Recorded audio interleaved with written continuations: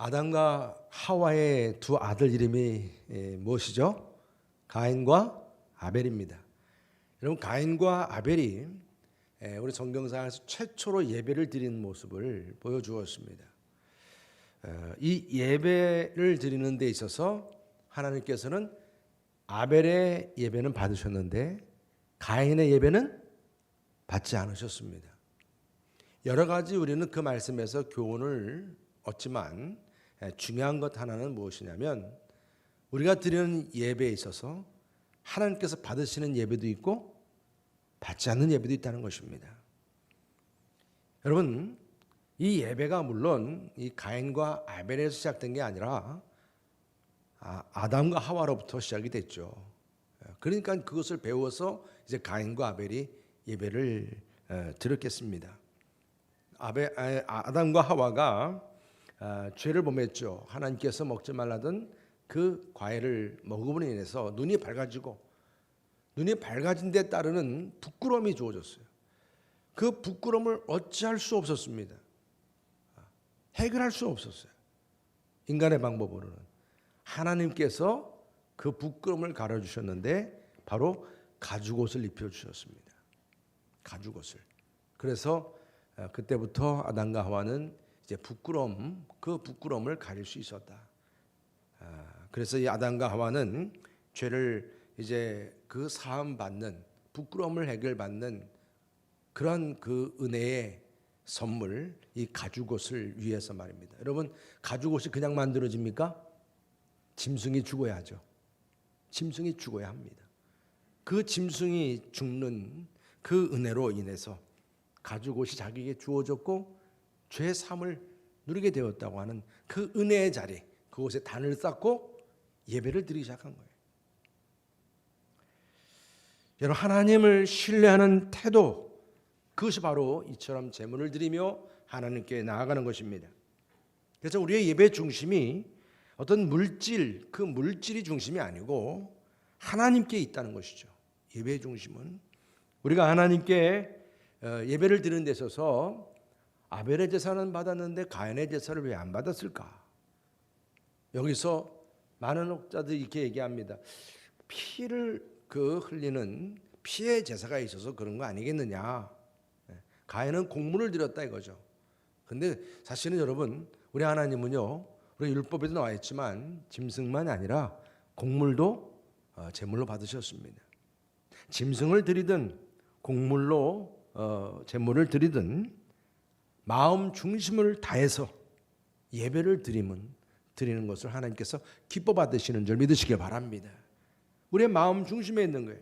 그래서 우리가 드리는 예배도 이 마음 중심에서부터 하나님께 드리는 예배요, 그런 헌신이 되어야 한다는 것입니다. 그렇지 않으면 아무리 우리가 화려하게 드리는 예배일지라도 멋지게 꾸미고 치장하고 아무리 그런다 할지라도 하나님은 응답하지 않으시고 얼굴을 가리신다 했어요. 미가 선지자는 이스라엘 백성들과 이 지도자들의 총체적인 그 타락 가운데서 드려지는 그 거짓된 예배의 모습을 고발했습니다. 하나님께서는 그러한 부르짖음에 응답하지 않으신다는 거예요. 거짓 선지자들에게는 하나님의 영이 떠나가고 더 이상 이상해 보이지 않는다 했습니다. 근데 여러분, 이런 그 미가 선지자의 경고에도요, 사실은 솔직히 말하면 지도자들이나 이 거짓 선지자들 눈 하나 깜짝 안 합니다. 관심이 없거든요. 영이 떠나가든 이상이 떠나가든 눈에 보이지 않는 것들에 대해서는요. 근데 뭐엔 관심이 있어요? 자기 입안에 먹을 것이 들어오는 것에 대해서, 주머니에 돈이 채워지는 것에 대해서. 그러면 평안하다 그러는 거예요. 이게 거짓 선지자들이었습니다. 오늘 이처럼 이 영적으로 무감해져 버린 이스라엘 백성들에게 하나님께서는 이스라엘 백성들에게 미가 선지자를 통해서 말입니다. 여호와의 말씀을 들을지어다, 변론을 들을지어다, 계속 이처럼 반복하면서 강조합니다. 하나님께서는 이스라엘 백성들에게 그동안 얼마나 은혜를 베풀었는데, 내 백성아, 내가 무엇을 내게 행하였으며 무슨 일로 너를 괴롭게 하였느냐? 이스라엘 백성들의 죄를 고소하기 전에 먼저 지금 그 자신들의 생각을 한번 변호해 보라는 거예요.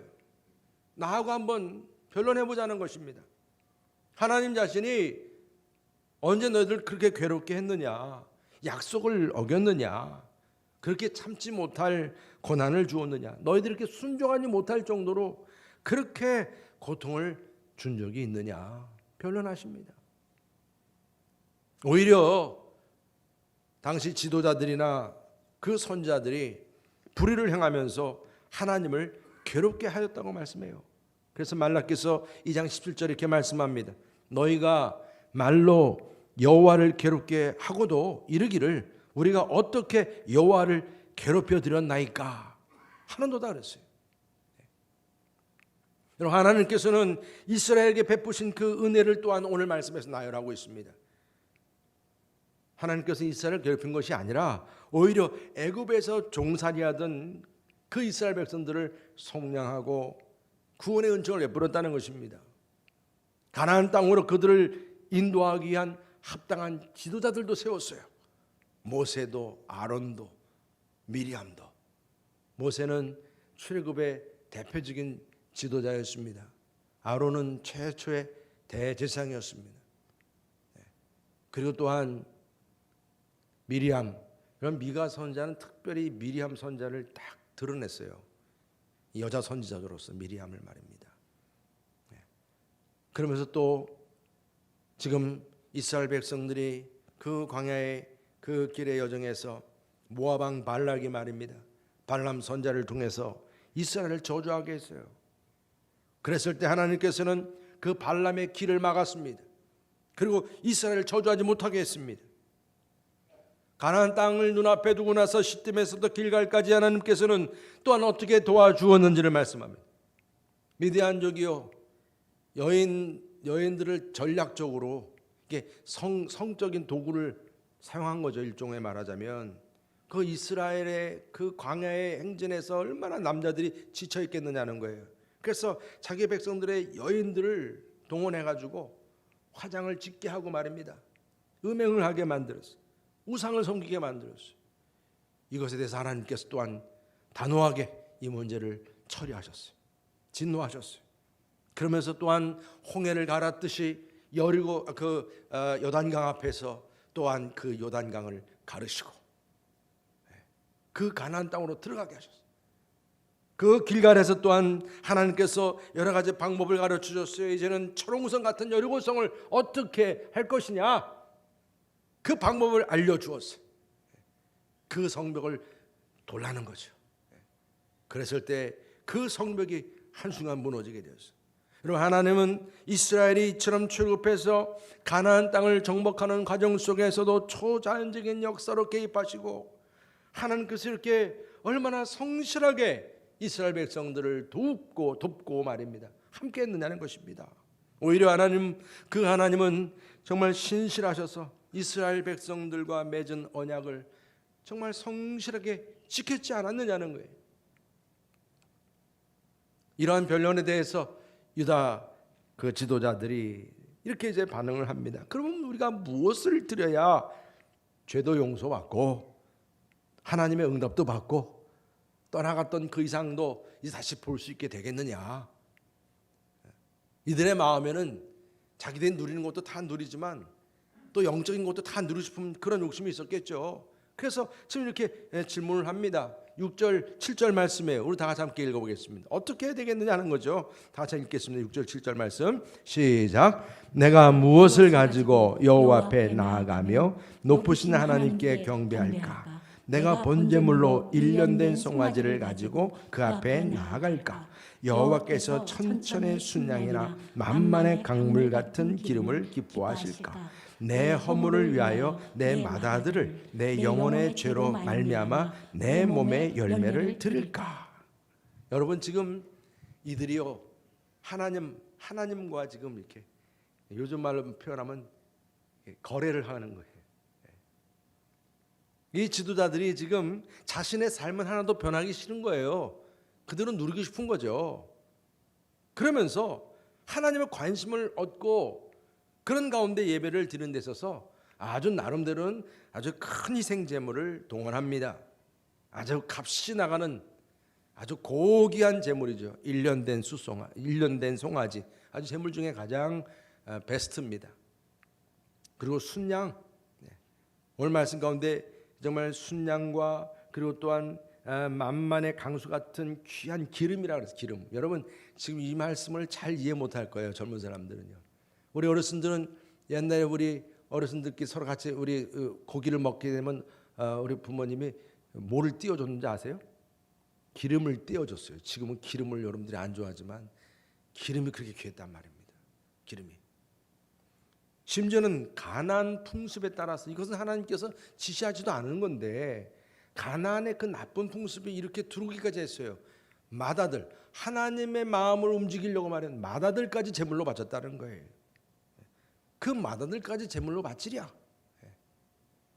이렇게 제시하는 제물들이 하나님의 진노를 피하고 응답을 받기 위해서 이스라엘 그들이 할 수 있는 최대한의 그러한 정성이라 생각했다는 것입니다. 그러나 이 모든 것들에 대해서 하나님께서 기쁘게 여기지 않았다는 거예요. 여러분, 하나님은 이스라엘에게 요구하시는 것이 어떤 형식적으로 드려지는 예배 아니면 그런 어떤 행위가 아니라는 것입니다. 마음과 정성과 행동이 따르는 헌신적인 예배를 주님은 원하시는 거예요. 하나님께서는 외형적인 제사가 아니라 우리의 삶이 같이 실천이 따르는 예배를 원하시는 거예요. 그렇지만은 유다 백성들은 지금 하나님 앞에서 자기들의 경건성을 보이는 부분, 삶은 변하지 않는데 경건성을 보이기 위한 하나의 쇼를 지금 보이는 거죠. 의식적으로, 외식적으로 말입니다. 그렇게 경건의 고백을 하는 거예요. 마치 가인이 제사를 드리러 나아가는 것처럼 말입니다. 이스라엘 백성들이 하나님의 관심을 끌고 하나님의 은혜와 축복을 받기 위해서 뭔가 특별한 것을 바치면 하나님 마음이 변하지 않을까? 마치 놀래 자빠지지 않을까? 이런 마음이죠. 자신의 악한 행실은 하나도 변함이 없으면서 하나님을 마치 뇌물로 매수하듯이 말입니다. 그렇게 예배를 드리는 거예요. 그래서 하나님은 그걸 다 알아요. 그런 이중적인 모습을 잘 알아요. 오늘 이 말씀 속에서 지금 이 유대 백성들의 그 예배자의 모습은 철저히 이중적인 거예요. 그래서 얼굴을 가리셨다라고 말씀합니다. 얼굴을 가리셨다. 여러분, 미가 선지자가 오늘 문제 삼고자 하는 것은 개인이든 단체든요, 하나님께 얼마나 많은 양의 제물을 드리느냐, 이것이 아닙니다. 수많은 사람들이 구름같이 모여서 굉장한 소리를 내며 기도하면서 하늘이 떠들썩할 정도로 찬양하고 대단한 제물을 드렸을지라도 마음 중심에서, 삶의 중심에서 하나님의 마음에 합하지 않을 때는 하나님께서 기뻐하지 않으신다는 거예요. 하나님께서는 얼굴을 돌리신다는 것입니다. 여러분, 우리 하나님은 도대체 무엇을 원하십니까? 하나님께서 진정으로 원하시고 기뻐하시는 예배가 무엇이란 말입니까? 어떻게 하나님 마음을 움직일 수 있다는 겁니까? 오늘 8절에 말씀하세요. 우리 다 같이 8절 말씀 읽겠습니다. 8절 시작. 사람아, 주께서 선한 것이 무엇임을 내게 보이셨나니 여호와께서는 내게 구하시는 것은 오직 정의를 행하며 인자를 사랑하며 겸손하게 내 하나님과 함께 행하는 것이 아니냐. 아멘. 사람아, 주께서 선한 것이 무엇임을 내게 보이셨나니, 하나님이 원하시는 것을 보이셨다는 거예요. 하나님께서, 여호와께서 우리에게 구하시는 것이 오직 정의를 행하고 인자를 사랑하며 겸손하게 내 하나님과 함께 행하는 것이라. 여러분, 먼저 정의를 행하는 예배를 드리라고 말씀하십니다. 신앙생활과 우리 일상생활이 따로일 수 없다는 거예요. 우리가 보이는 우리 신앙생활의 모습은 익숙해요. 경건하게 보여지는 모습이요. 교회에 나와서 우리가 예배를 드리는 시간 우리가 잘 지키고 서로 경건한 모습을 하고 그러지만은 세상 속에서 이러한 경건함이 연장되지 않는다는 거예요. 교회 바깥으로 문 밖에 나가는 순간 달라지는 거예요. 불의한 세상 속에서 하나님의 소원과 하나님의 마음을 망각해 버립니다.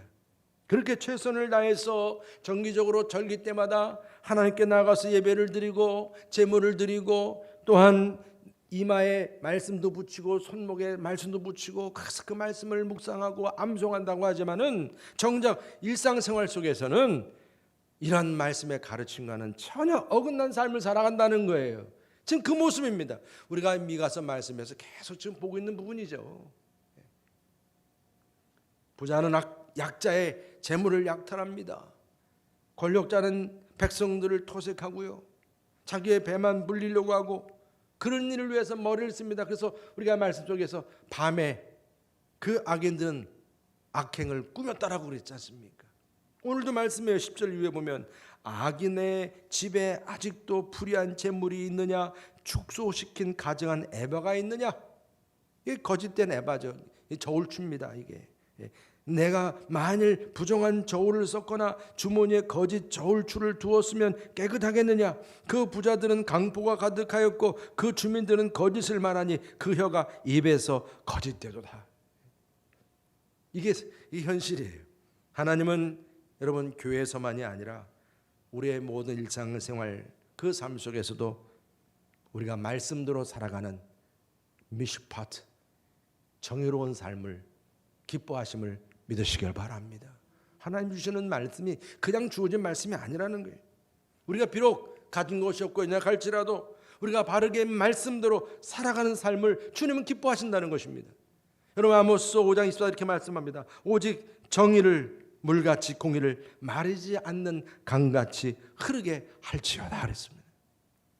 여러분들의 삶이요 눈에 보이든 보이지 않든 거룩한 산 제사로 정말 드려지는 예배, 그 정의로운 그러한 예배로 살아갈 수 있는 저와 여러분 되시기를 주님의 이름으로 축복합니다. 그리고 두 번째로 주님께서 오늘 말씀합니다. 인자를 사랑하며 베푸는 예배를 드리라고 말씀합니다. 여러분 우리가 서로 살아가는 데 있어서 부부간이든 형제간이든 우리 이웃들 관계든 우리가 이 구약 성경 말씀에서 진짜 중요한 단어 하나만 딱 뽑으라 하면요 바로 오늘 여기 주어진 인자라고 하는 말씀. 이게 헤세드입니다. 헤세드. 인자의 사랑해. 하나님의 사랑입니다. 그래서 이처럼 우리는 남에게 대접을 받기를 원하면 대접하라는 그 말씀이 우리에게 있죠. 마찬가지로 또한 내 부모를 공경하라, 내 이웃을 내 자신과 같이 사랑하라, 이런 말씀처럼 말입니다. 우리가 사실 이런 말씀들을 수도 없이 듣지만 그것이 내 삶 속에서 어떻게 적용이 돼가느냐 하는 것을 오늘 도전해 주는 것입니다. 당시 이스라엘 백성들은 이렇게 하나님과의 그 미슈파트와 헤세드, 이 사랑이라고 하는 이런 언약 관계를 맺었음에도 불구하고 아주 그걸 다 과감하게 깨뜨려 버린 거예요.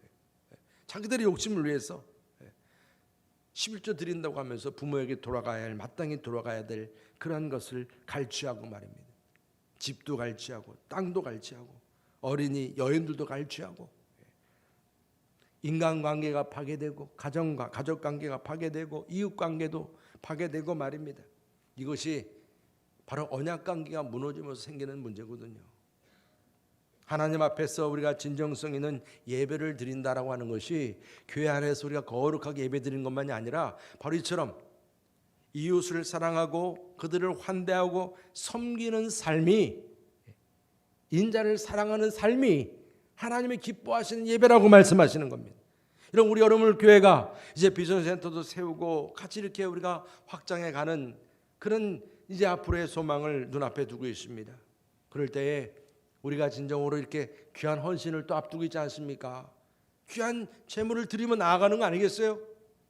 그렇다면 이것이 주님이 기뻐하시는 예배가 되기 위해서 우리는 환대와 섬김의 공간이 될 수 있도록, 그래서 우리 지역에 있는 모든 주민들에게도 환영받을 수 있는 그런 우리 교회와 우리 성도님들이 될 수 있기를 주님의 이름으로 축복합니다. 그리고 마지막으로는 오늘 겸손히 하나님과 동행하는 예배입니다. 주님과 동행하는 삶이라고 하는 것은 끊임없이 우리의 마음속에 하나님을 의식하면서 그분의 뜻과 계명을 의식하면서 하루하루 살아가는 거예요. 여러분 운전도요 혼자 할 때는요 막 이상한 소리 막 내죠. 그죠? 그럴 수 있어요. 막 그냥 불법도 하고요. 근데 옆에 좀 부담된 분이 누구 옆에 딱 같이 앉아 있어요. 그러면 어떻게 해요? 아주 점잖게 해요. 속은 안 그런데. 그래서 사실 그게 바로 우리 삶 속에서 이렇게 누구와 함께 동행하느냐가 이렇게 우리의 삶의 질을 다르게 하는 겁니다. 오늘 우리에게 분명히 말씀합니다. 겸손하게 하나님과 동행하는 삶을 말씀합니다. 여러분, 이렇게 하나님과 동행하는 삶에 있어서 가장 대표적인 인물이 누굽니까? 구약에서 에녹입니다. 에녹은 그의 모든 삶 자체가 하나님을 쫓는, 하나님과 동행하는 삶이었어요. 그러니까 그의 죽음을 우리는 몰라요. 왜? 하나님께서 어느 날 갑자기 에녹에게 야, 이제 가자, 나랑 같이 영원한 여행에 떠나자, 한마디 딱 하는 순간 알겠습니다, 그냥 하나님의 부르심에 그대로 들려 올라갔다고 성경은 말씀합니다.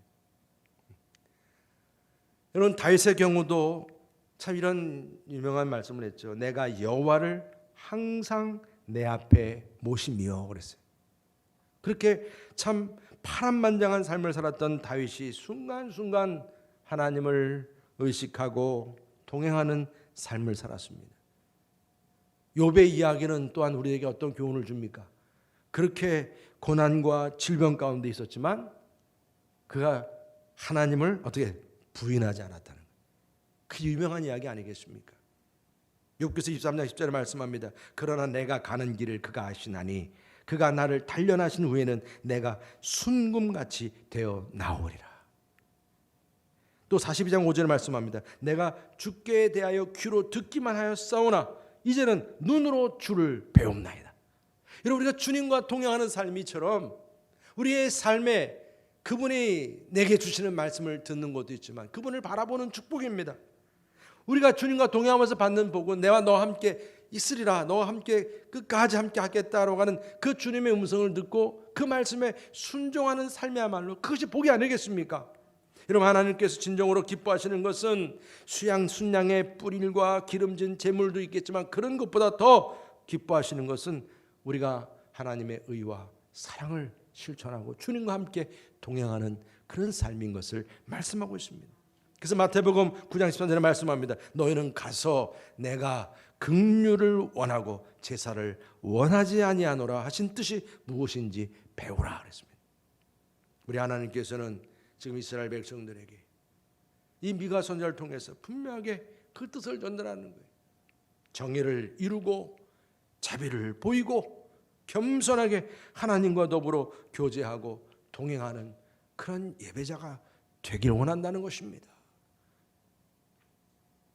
이것이 살아있는 예배이고 하나님께서 기뻐하시고 응답하는 예배라는 것입니다.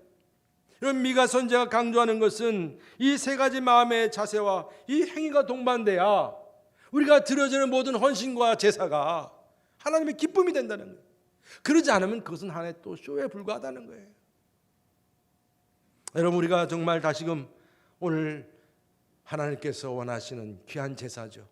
정의를 사랑하고 인자를 사랑하고 겸손히 하나님과 동행하는 삶, 이것이 우리가 예수님을 만나서 구원받고 하나님의 자녀로 살아간다는 나의 정체성만 우리가 자랑할 것이 아니라 좀 더 넘어서 이젠 하나님과의 언약 관계로서 이제 주님께서 원하시는 참 예배자의 모습으로 이처럼 주님을 기뻐하는 그 정의를 기뻐하고 인자를 사랑하고 그리고 주님과 동행하는 삶이 우리의 삶의 예배가 되고 또한 우리 여름을 교회가 될 수 있기를 주님의 이름으로 축복합니다. 63주년 여러분, 우리 여름을 교회 정말 이처럼 이 축하하는 이런 가운데서 오늘 우리에게 주어지는 이 메시지는 큰 의미가 있다고 생각합니다. 정말 정신 차리고 하나님께서 구하시는 이 예배의 소원, 이것은 곧 우리 여름을 교회를 향한 하나님의 소원이고 기쁨인 줄 믿습니다. 우리가 하나님의 마음을 기쁘시게 하기 위해서 오늘도 여러분들이 귀하게 헌신하면서 이 코로나를 뚫고 주님의 성도로 나왔습니다. 여름을 이제 비전센터를 더 세우기 위해서 또 큰 헌신을 우리가 다 하고 최선을 다하겠지만 우리들의 그 모든 헌신과 수고 안에 오늘 주어진 말씀처럼 정의롭게 하나님 말씀대로 내가 예배드리는 자가 되고 그리고 또한 이웃을 사랑하고 헌신하는 그런 모습과 주님과 매일매일 동행하는 그러한 삶으로서 살아가야 한다. 이 말씀이 항상 우리 마음속에 깊이 새겨지기를 주님의 이름으로 축복합니다. 그러지 않고 그냥 우리의 열심만 가지고 갈 때 오늘 어떤 경고를 또 미가 선지자가 우리에게 줍니까? 우리 13절부터요 마지막 16절까지 한번 잘 새기면서 한번 같이 읽어보도록 하겠습니다. 어떤 모습으로 우리가 이렇게 되는가? 우리 13절부터 한번 읽겠습니다. 시작. 그러므로 나도 너를 쳐서 병들게 하였으며 내 죄로 말미암아 너를 황폐하게 하였나니 내가 먹어도 배부르지 못하고 항상 속이 빌 것이며 내가 감추어도 보존되지 못하겠고 보존된 것은 내가 칼에 붙일 것이며 내가 씨를 뿌려도 추수하지 못할 것이며 감람 열매를 밟아도 기름을 내 몸에 바르지 못할 것이며 포도를 담아도 술을 마시지 못하리라. 너희가 오므리의 율례와 아합 집의 모든 예법을 지키고 그들의 전통을 따르니 내가 너희를 황폐하게 하며 그의 주민을 사람의 조석거리로 만들리라. 너희가 내 백성의 수욕을 담당하리라. 아멘. 63년에 우리 여러분을 교회를 향해서 주시는 말씀. 여러분 우리가 지금까지 신앙생활 해온 가운데서 주님이 또한 우리에게 도전을 주시는 말씀입니다. 그렇게 내가 열심히 살았느냐? 근데 막상 먹어도 배부르지 아니하고 항상 속이 비어 있고 그 올리브유를 기름을 짜도 그 기름을 바르지 못하는 포도주를 그렇게 농사를 해도 결국은 포도 열매 하나 먹지 못하는 그런 처지죠. 참 여러분 우리는 감사해요. 왜냐하면 우리가 이 63주년을 맞이하면서 하나님께서 우리 여러분을 교회를 이렇게 풍성하게 세워주신 줄 믿습니다. 여러분들 자신에게도 이런 은혜가 주어진 줄 믿습니다. 그렇지만 우리에게 다시 한번 질문하게 되는 거예요. 과연 하나님께서 원치 않는 그런 열심과 우상이 아직도 내 안에 있지 않는가? 이런 열심 때문에 결국은 빈 껍데기로 남는 그런 문제는 생기지 않는가? 우리 여러분을 교회는 과연 하나님께서 구하시고 찾으시는 그런 교회로 서가고 있는가? 여러분 다시 한번 우리가 한 해를 이제 맞이하면서 여러분을 교회가 하나님께서 구하시고 기뻐하시는 예배 우리 성도님들이 되시기를 바랍니다. 앞으로 하나님께서 구하시는 정의를 행하는 교회이고 인자를 사랑하는 교회이고 겸손하게 주님과 동행하는 교회로서 좀 더 구체적으로 정말 이 귀한 삶을 감당하면서 부흥해가는 우리 복된 교회가 되시기를 주님의 이름으로 축원합니다. 할렐루야. 우리 시간에 다 같이 나 주님의 기쁨이 되길 원하네. 우리 찬양하시면서 우리 케이크를 좀 여러분 준비해 주시기를 바라겠습니다. 나 주님의 기쁨이 되길 원하네. 나 주님의 기쁨 되기 원하네.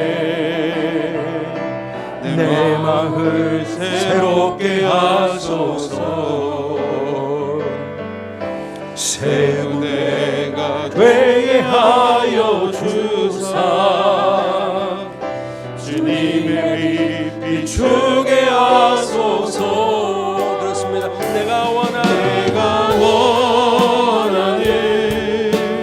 한 가지 주님의 기쁨이 되게